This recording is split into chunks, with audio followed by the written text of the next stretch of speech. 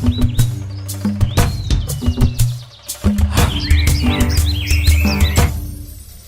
hear the ancestors calling. Do you know who you are or where you come from? Ah, yeah, yeah, mama. They're saying know your roots. Know your roots. Know your roots. Yeah, yeah, ah, yeah, yeah, mama. Hello and welcome to this exciting TV program, Know Your Roots. And I'm your host, Atiang Laura. Now, on our journey of knowing who we are, today we are looking at the traditional religion of the Baganda people. Now, most of us who have gone through Ugandan schools remember the story of Chintu and Nambi. Well, I hope you do. Now, just for a recap, Chintu was the first Muganda upon the surface of the earth, and he had his one cow. Then there was Gulu, who lived in heaven with his children, namely Nambi, Kayikuzi, and Walumbe. Occasionally, Nambi loved to come down to earth to play. And that is where she saw this handsome dude, Chintu. And she decided to talk to him and convince him to go with her to her father to seek for a marriage blessing, which Chintu did. Well, they got the blessing, but the father warned them not to return to heaven because Walumbe would follow them down, and that wasn't a nice thing according to the legend. On their way back to earth, Nambi remembered she had forgotten the millet for her chicken. So she decided to go back to heaven to pick, despite the fact that Chintu dissuaded her. She insisted and went back to pick the millet. And that is where she met Walumbe, who asked her where she was going. And at the end of it all, he forcefully followed her to earth. And that was the birth of disaster, according to the legend that has been taught to us. But this is not just a story. Well, behind me, right here, is the entrance to the home of Chintu and Nambi. But the cameras were not allowed inside, so we've decided to shoot from outside. And then later on, we are going to take you to the actual portals where Kayikuzi and Walumbe were busy fighting when Kayikuzi had come to pick up Walumbe and take him back to heaven. Well, stay tuned. Know your roots. Know your roots. Yeah, yeah, yeah, yeah, mama. The Baganda believed in a spirit world beyond what they could see, and they divided the spiritual realm into four main parts. And at the very top, they had Katonda, that is Gulu, the Gulu that you hear about. And he was believed to be a very great god, but never intervened so much in human affairs unless asked by other spirits, which they always went through. And his priests came from the Njovu clan, the elephant clan that we hear about among the Baganda. Now his shrine is in Bukale Chagwe. That is where you'll find his shrine. Now at the second level, we have the Lubale. These were human beings like us who showed great prowess while still alive. And their spirits were venerated after death and expected to intervene when asked to. They can intervene in state matters or any other matters that the Bazukulu will bring before them. Now the priests, their shrines are headed by priests or priestesses called Mandwa. Now at the third level we have the Mizimu. Like you hear that someone has died and their spirit has left their body. That is now Muzimu. Like you hear someone would say, Naloso Muzimu gwa Jaja. That is another level of a spiritual realm for the Baganda. At the fourth level, we have the Misambwa. These are very benevolent but very vicious spirits if not appeased when they need something. Now that we understand the spiritual levels at which the Baganda put the spirits, now let's go inside Tanda and find out where Walumbe originated from, where he dug his portals, and where Kayikuzi is and the rest of the spirits in a bit. Know your roots. Know your roots. Yeah, yeah, yeah, yeah, mama.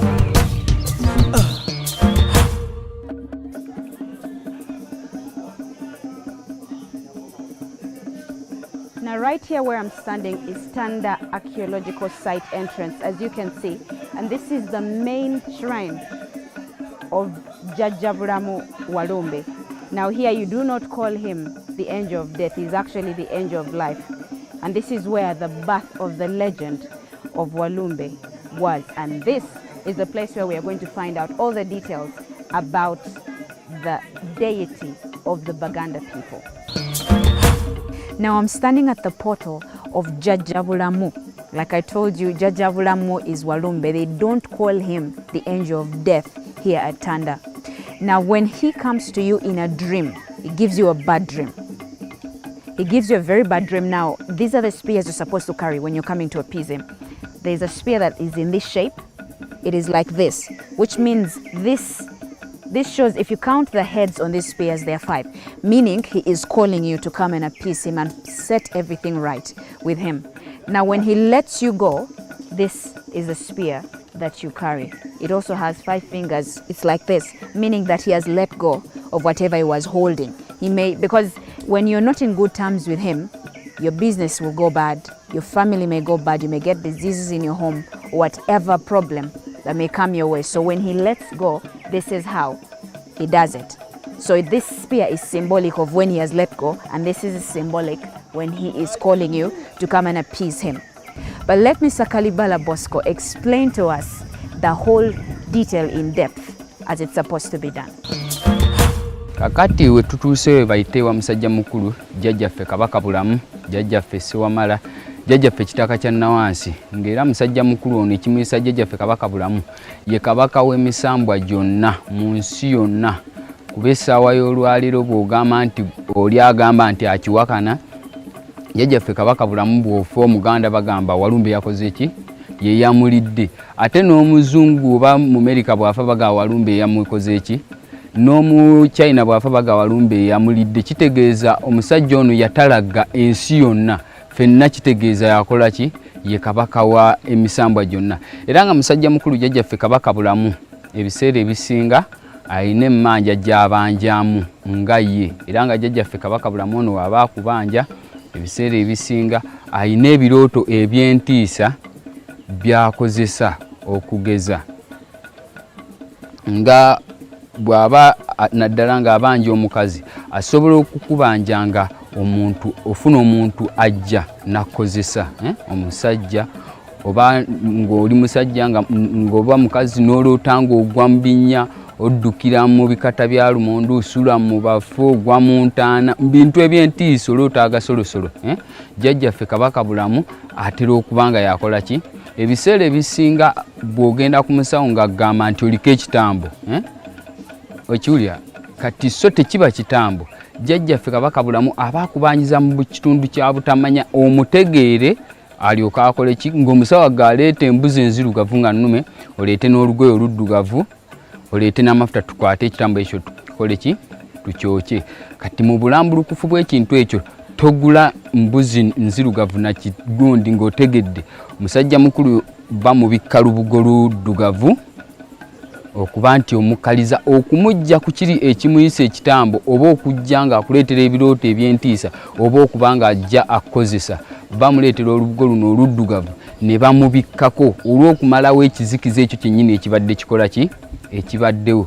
Era jjajjaffe Kabaka Bulamu oyo tetukoma okwo nti tumusinzanga jjajjaffe Kabaka Bulamu, kuba Kabaka Bulamu ayagala nga naawe omulya mmere okola ki?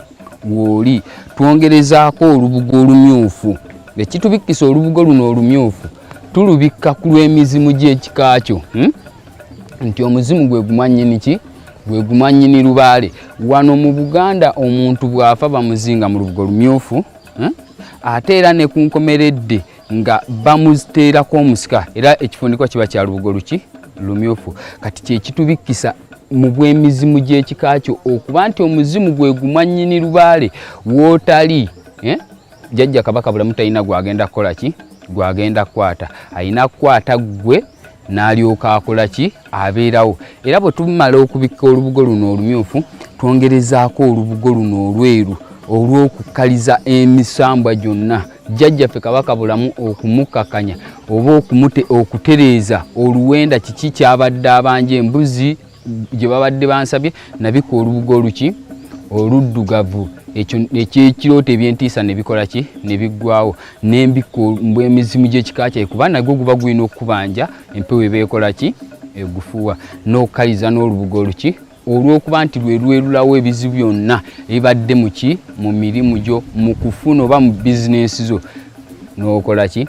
Era nga embugo zino zitambula bwe ziti, ojja sanga effumu lino nti jjajjaffe Kabaka Bulamu ne bw'oba mu nsi ki gwe nga weetenandigoganze simanyi byabajjajja nga ye abadde akubanja lino effumu nga bwe lyaba lya ngalo ttaano lyerimu ku lyakozesa okukukoowoola nga bw'onaaba nti njagala oyita omuntu era nga twongerezaako ng'osimba ng'omaze okubikka effumu lino erya Ssewamala litambula n'olubugo lutya olweru jjajjaffe Kabaka Bulamu okumalawo ebizibu byonna mu bwa Ssewamala obw'abajjajjaffe tukwataganye era nga tetukoma omuntu okujja okubikka engoye zino tazibikka lwa busobozi oluusi kisoboka okujja mu mawanga noga nti nze ndi munankole mbise mu mbikaafe ya kinankole naye era mu katundu kali nti jjajjaffe Kabaka Bulamu tayawula mu mawanga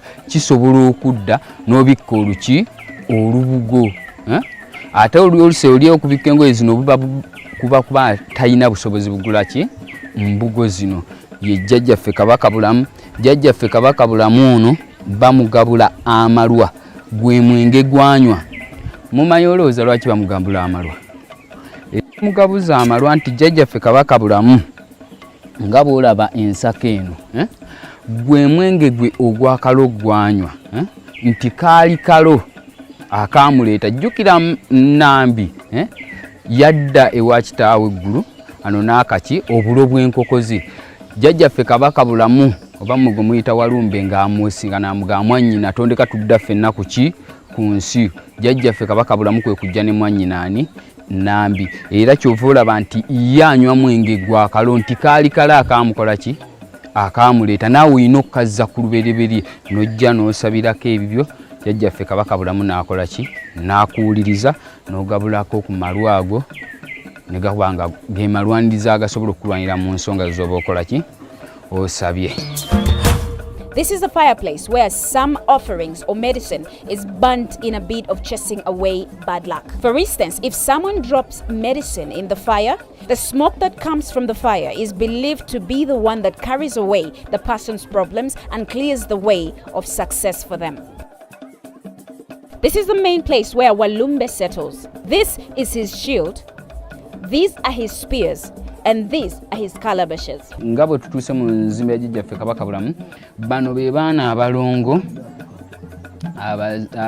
ab'omu nsozi abaana ba jjajjaffe Kabaka Bulamu oba ab'emisambwa nga bw'olaba bwe tutuuse kiri kibbo kyabwe bateekamu amakula nga be balongo abawunde ab'omu lusozi lwa musajja mukulu jjajjaffe Kabaka Bulamu era nga abaana bano si be bazaale nga boga nti nazaala abaana balongo nembaleeta muno. Abaana bano balootebwa bulootebwa oba abantu abawere 10 okuba nti batuusibwa okubeera wano mu mbuga eno era abaana bano bava Jinja Kalooli. Kati jjajjaffe Kabaka Bulamu gano kyekibbo ky'abaana be abo ekyamakula ge ndowooza amakula ogalaba bw'ojja wano ng'ozze kusaba bw'oyingira wano tweyanjulako mu baana bano n'enkumi ziba 2 ng'ozze kusaba. Kati bw'omaliriza okusaba muno nga ndowooza olaba mulimu ensimbi n'amatembe mulimu emmwanyi ng'era bwe nage nti bajjajjaffe baakozesanga nsimbi ŋŋanda okuva ku ki ku lubereberye okuva edda nedda bajjajjaffe baakozesanga zino ze sente ze baakola ki ze baakozesanga wabula zino empya zizze buki buzzi zino. Kati kyova olaba okwata sente zino ng'ozze kusaba n'okola oti n'okwatirako n'emmwanyi n'ozikwata bw'oti ng'ojja okusaba n'okola ki n'osabirako ebibyo eby'ensonga ze bazikola eki zikuleese. Well, foodstuff is also offered to Walumbe like cassava and local banana beer. Whoever is praying kneels here and taps his head on this pole 9 times. And then he asks for what he or she needs from Walumbe. By the way, the Baganda Atanda called Walumbe Jaja Bulamu, literally meaning the king of life. Now, from the legend of Chintuwan Nambi, remember Gulu had children with him. Now, one of them was Kayikuzi. Kayikuzi was the brother of Walumbe. He came down to earth to pick Walumbe and take him back to heaven. But Walumbe did not want to come along with him. So when a dream comes to you, when Jaja Kayikuzi wants something from you, or he wants you to come and appease him, you always have to come with this spear. His spear is differently shaped from the one of Walumbe. It looks like this.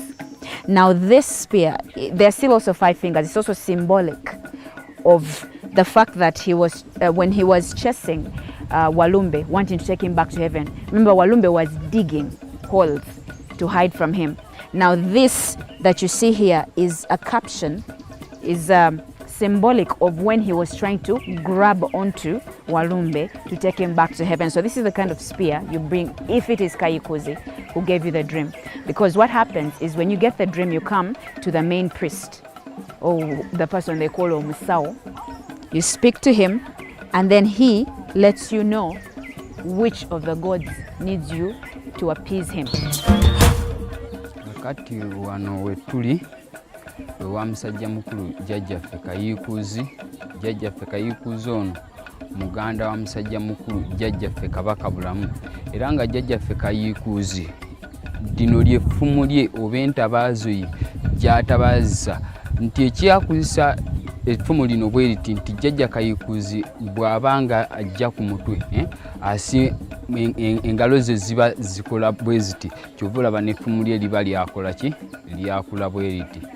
Jjajjaffe Kayikuzi muganda wa musajja mukulu jjajjaffe Kabaka Bulamu, oba abamu gwe mumanyi nga Walumbe, naye nga ffe tumuyita jjajjaffe Kabaka Bulamu kuba tumanyi atuwa obulamu n'emirembe. This is where the spirit of Jajja Mwanga resides, and he was and is still a royal ancestor.